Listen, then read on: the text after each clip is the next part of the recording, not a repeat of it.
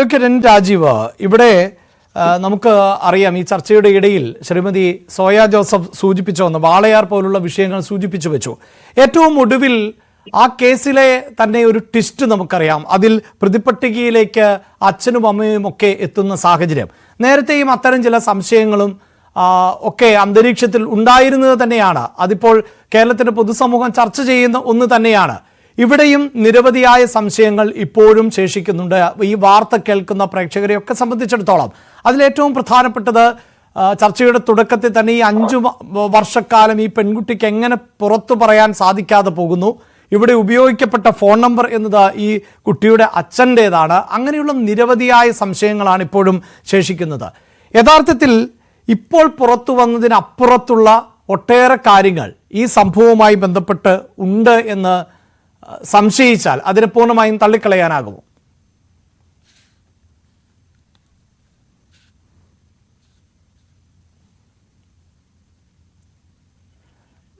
Sir ഒന്ന് unmute ചെയ്ത ശേഷം ഒന്ന് സംസാരിക്കാമോ?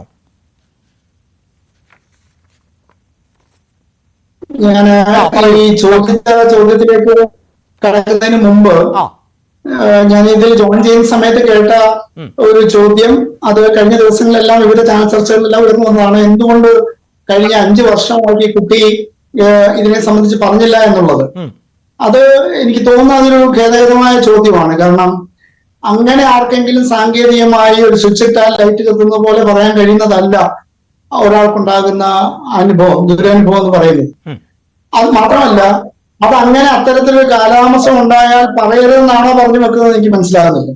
അങ്ങനെ ഉണ്ടെങ്കിൽ ഇനിയാണെങ്കിൽ പോലും ഈ കുട്ടിയുടെ ഇപ്പോൾ ഉള്ള ഒരു മാനസിക നില പോലും ഇത്രയും പേര് പ്രതികൾ ഉൾപ്പെട്ടതിനകത്ത് അന്വേഷണത്തോട് സഹകരിച്ച് നിൽക്കുകയും അതിനു മുമ്പ് CWCയോട് തുറന്നു പറയാനും ഒക്കെ കാണിച്ച ആ കുട്ടിയുടെ ഒരു ആർജവവും ധൈര്യവുമാണ്. അതുകൊണ്ട് തന്നെ ഇപ്പൊ ഇന്ന് പോലും ആ കുട്ടിയുടെ മനോനില നല്ല സ്ട്രോങ് ആയിട്ട് തന്നെ നിൽക്കുന്നു എന്നുള്ളതാണ് ഞാൻ പങ്കുവെക്കാൻ ആഗ്രഹിക്കുന്ന ഒരു കാര്യം.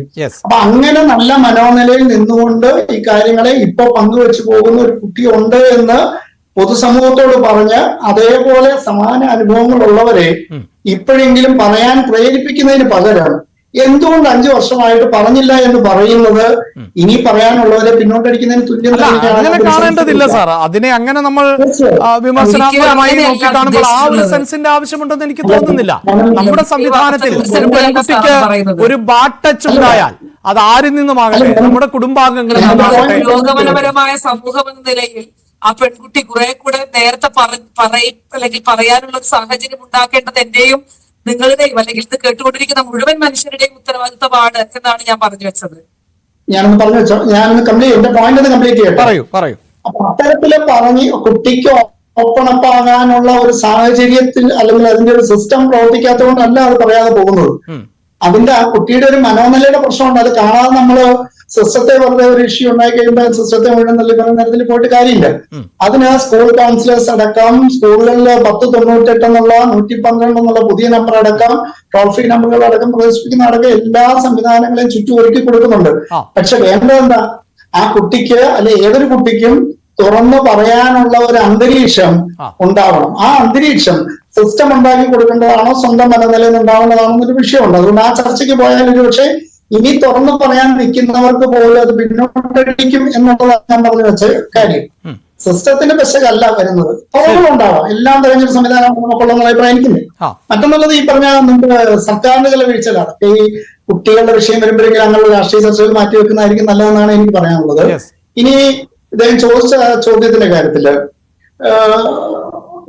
കാര്യത്തില് നമുക്കിപ്പോ ഈ പറഞ്ഞ കുട്ടിയുടെ കാര്യത്തിൽ വരുന്ന കുറേയേറെ സംശയങ്ങളുണ്ട് പൊതുസമൂഹം ചോദിക്കുന്നതെന്ന് പറയുന്നത് ഈ ഘട്ടത്തിൽ സാങ്കത്യമുണ്ടോ എന്നുള്ള സംശയമുണ്ട്. കാരണം ആ കുട്ടിക്ക് തുറന്നു പറയാൻ ചിലതുണ്ട് എന്ന് പറഞ്ഞ ദിവസം തന്നെ അതിനോട് റെസ്പോണ്ട് ചെയ്ത് പിറ്റേ ദിവസം തന്നെ ആ കാര്യങ്ങൾ കേൾക്കുകയും കേട്ട വിഷയങ്ങളെ അതിന്റെ എക്സ്പേർട്ടിലൂടെ ഫൈൻഡ് ഔട്ട് ചെയ്യാൻ ശ്രമിക്കുകയും ആ കിട്ടിയ വിവരങ്ങൾ അപ്പൊ തന്നെ ഒരു 3-4 ദിവസത്തെ റാപ്പോർട്ടിങ്ങിലൂടെ കിട്ടിയ വിഷയങ്ങളെ അപ്പൊ തന്നെ സൂപ്രണ്ട് ഓഫ് പോലീസിന് SP കൈമാറി SP മുഖാന്തരം വിവിധ പോലീസ് സ്റ്റേഷനുകളിൽ വരുന്ന വിഷയങ്ങളെ FIR ആക്കി മാറ്റുകയും ആ FIR-ന്റെ കാര്യത്തിൽ തന്നെ ഓരോ FIR-ലും എടുക്കേണ്ട നടപടിക്രമങ്ങൾക്ക് എടുക്കുന്ന ഒരു സാമാന്യ സമയമുണ്ട്.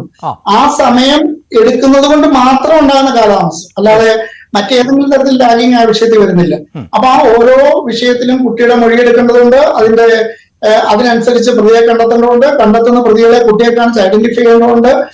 അറസ്റ്റ് രേഖപ്പെടുത്തുന്നതിന് മുമ്പ് 164 രേഖപ്പെടുത്തുന്നു. ഇപ്പൊ ഇങ്ങനെയുള്ള നടപടികൾക്ക് എടുക്കുന്ന ഒരു സമയത്തിന്റെ അതിന്റെ ഒരു തീർച്ചയായും അവിടെ അഡ്വക്കേറ്റ് രാജൻ, തീർച്ചയായും താങ്കൾ പറയുന്നത് പോലെ ഉണ്ടാകുന്ന ടെക്നിക്കൽ സമയങ്ങൾ അല്ലെങ്കിൽ ടെക്നിക്കൽ സാങ്കേതികത്വം എന്ന് പറയുന്ന നടപടികളെ അല്ല ഞാൻ ഉദ്ദേശിച്ചത്. ഇപ്പോൾ രഹസ്യമൊഴിയിലേക്ക് സ്വാഭാവികമായും അത് രഹസ്യമൊഴിയാണ്. പക്ഷേ എന്റെ ചോദ്യം എന്നത് ഒരു പക്ഷേ ഈ പെൺകുട്ടി ഇതുവരെ വെളിപ്പെടുത്തിയത് മാത്രമാണോ ഉള്ളൂ, ഇനിയും പുറത്തു വരാൻ ഏറെയുണ്ടോ എന്ന സംശയം പൊതുസമൂഹത്തിനുണ്ടാകുന്നുണ്ട്. കാരണം നമ്മളെല്ലാവരും ഒരു വാർത്ത ജനങ്ങളിലേക്ക് എത്തുമ്പോൾ പൊതുവെ ഒരു മീഡിയ ലിറ്ററേച്ചർ എന്ന് പറയാവുന്ന അല്ലെങ്കിൽ മീഡിയ സാക്ഷരത എന്ന് പറയുന്നത് മുന്നിൽ നിൽക്കുന്ന ജനതയാണ് കേരളത്തിലേത്. അതുകൊണ്ട് തന്നെ ഒരു വാർത്ത ലഭിക്കുമ്പോൾ അതിനെ അപ്പാടെ വിഴുങ്ങുന്നവരൊന്നുമല്ല മലയാളികൾ. അവർക്ക് പല സംശയങ്ങളുണ്ടാകാം. ആ സംശയങ്ങൾ ഞാൻ താങ്കളിലേക്ക് പാസ് ചെയ്തു എന്ന് മാത്രമേ ഉള്ളൂ. ശരി, ആ സംശയങ്ങൾക്ക് അവർക്ക് ഓരോരുത്തർക്കും അവരുടേതായ ന്യായങ്ങൾ ഉണ്ടാവാം. പക്ഷേ ഇതാരും പറഞ്ഞ് കണ്ടെത്തിയ വിഷയമല്ല. കുട്ടി തന്നെ തുറന്നു പറയാൻ മുന്നോട്ട് വന്ന സാഹചര്യത്തിൽ ഈ പറഞ്ഞ 62 പേരുടേതെന്നുള്ള നിലയ്ക്ക് പറയുന്ന വാക്കിന് അപ്പുറമായി ചിലതുണ്ട് എന്ന് എന്തിനാണ് നമ്മളിപ്പോ സംശയിക്കുന്നത്? ആ കുട്ടിയെ അതിന്റെ സ്വാതന്ത്ര്യത്തിൽ പറയാനുള്ള എല്ലാ സാഹചര്യവും ഉണ്ടാക്കി കൊടുത്തിട്ടുണ്ട്. പിന്നെ അത് അപ്പുറമായിട്ട് പേരുണ്ടെങ്കിലും അവിടെ അത് കണ്ടെത്താനും അന്വേഷിക്കാനും ഒരു മിഷനറി ഓണപ്പ് ചെയ്ത് ഗവൺമെന്റും അതിന് ചുറ്റുമുള്ള സംവിധാനങ്ങളെല്ലാം നിൽക്കുകയല്ലേ. അപ്പൊ എന്തിനാ അങ്ങനെ ഓണപ്പ് ചെയ്ത് നന്നായി സൂചിപ്പിച്ചല്ലോ. ഇപ്പോൾ നമ്മൾ വാളയാർ പോലുള്ള വിഷയങ്ങൾ ചർച്ച ചെയ്യുമ്പോൾ അതിൽ 2 വാദങ്ങളുണ്ട്. ഇപ്പോഴും അച്ഛനെയും അമ്മയെയും ഒക്കെ അതിലേക്ക് തെറ്റായി പ്രതി ചേർത്തതാണ് എന്ന തരത്തിലുള്ള വാദമുണ്ട്. മറുഭാഗത്ത് കേരളത്തിൽ നിന്നുള്ള നിരവധിയായ വാർത്തകൾ, ഞങ്ങൾ ഈ ന്യൂസ് റൂമിലൊക്കെ ഇരിക്കുമ്പോൾ ഞങ്ങൾക്ക് പോലും അവിശ്വസനീയമാകുന്ന പലതും റിപ്പോർട്ട് ചെയ്യുന്ന സാഹചര്യമുണ്ട്. ഞാൻ ആവർത്തിച്ച് പറയുന്നു, ആ പെൺകുട്ടിയുടെ സ്വകാര്യതയെയോ അവരുടെ കുടുംബത്തെയോ ഒന്നും ബഹുമാനിക്കാത്ത ചോദ്യങ്ങളല്ല. നമുക്കറിയാമല്ലോ, ഇവിടെ ഈ ഫോൺ ഉപയോഗിച്ചിരുന്നു, അതായത് ആ കുടുംബത്തിൽ നിന്ന് തന്നെയുള്ള ഫോൺ ഉപയോഗിച്ചിരുന്നു. ഇതിൽ അവരുടെ സുഹൃത്തുക്കളായ, അതായത് ഏറ്റവും അടുത്ത് നിൽക്കുന്ന രക്ഷിതാക്കളുടെ സുഹൃത്തുക്കൾ ഉൾപ്പെടെയുള്ളവർ വന്നു. ഇത് ഈ കുടുംബം മറച്ചു വെച്ചതാണോ എന്നതടക്കമുള്ള പല വിധത്തിലുള്ള സംശയങ്ങൾ ഇപ്പോഴും ഉയരുന്നത് കൊണ്ടാണ് ഞാൻ താങ്കളോട് അങ്ങനെ ചോദിച്ചത്. അല്ല, കുടുംബം എന്തിനാ ഞാൻ പറഞ്ഞ അതൊക്കെ ഈ കുടുംബം മറച്ചു വെച്ചതാണോ എന്നുള്ള ചോദ്യവും സംശയവും ഒക്കെ അനാവശ്യമാണെന്ന് തന്നെയാണ് എന്റെ അഭിപ്രായം. കാരണം ഒരു ശരാശരിയിലും താഴെയുള്ള ഒരു കുടുംബത്തിനെ സംബന്ധിച്ച് അവരുടെ പരിമിതമായ ജീവിത സാഹചര്യത്തിൽ നിന്നും അവർ ജീവിക്കാനുള്ള വെല്ലുവിളി ഏറ്റെടുത്ത് പോകുന്നതിനിടയ്ക്ക് അവർക്ക് ഇങ്ങനെയുള്ള ഒളിച്ചു വെക്കാനുള്ള സാഹചര്യം ഇതുവരെ, ഞാൻ പറഞ്ഞത് ഉണ്ടോ ഇല്ലയോ എന്നുള്ളത് തീർത്ത് പറയാനായിട്ട്, പക്ഷെ ഇതുവരെ അങ്ങനെ ഒരു സംഗതി വന്നിട്ടില്ലെന്ന് മാത്രമല്ല, കുട്ടി തുറന്നു പറയാൻ കാണിച്ച മനസ്സിനോടൊപ്പം ആ രക്ഷിതാക്കൾ നിൽക്കുന്നതാണ് ഇന്നത്തെ ഈ നിമിഷം വരെയുള്ള ചിന്ത.